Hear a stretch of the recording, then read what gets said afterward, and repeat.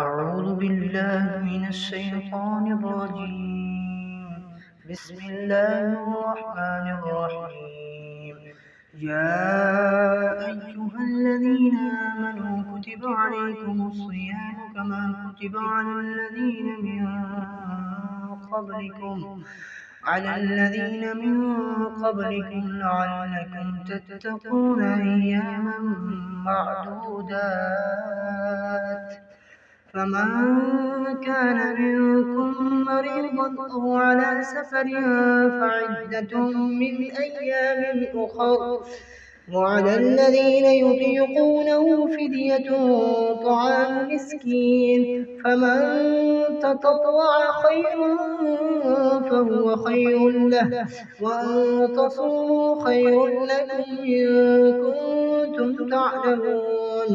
شهر رمضان الذي أنزل فيه القرآن هدى للناس وبينات من الهدى والفرقان، فمن شهد منكم الشهر فليصم، ومن كان مريضا أو على سفر فعدة من أيام أخر، يريد الله بكم اليسر ولا يريد بكم العسر، ولتكملوا العدة ولتكبروا الله على ما هداكم ولعلكم تشكرون.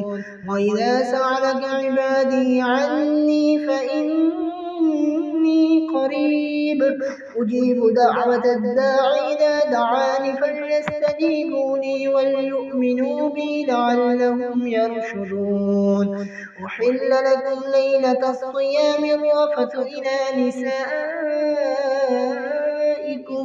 هن لباس لكم وأنتم لباس لهن، علم الله أنكم كنتم تختانون أنفسكم فتاب عليكم وعفى عنكم، فالآن باشروهن وابتغوا ما كتب الله لكم، وكلوا واشربوا حتى يتبين لكم الخيط الأبيض من الخيط الأسود من الفجر، ثم أتموا الصيام إلى الليل ولا تباشروهن وأنتم عاكفون في المساجد، تلك حدود الله فلا تقربوها، كذلك يبين الله آياته للناس لعلهم يتقون.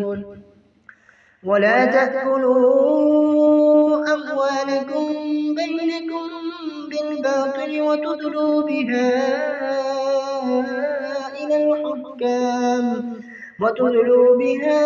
إلى الحكام لتأكلوا فريقا من أموال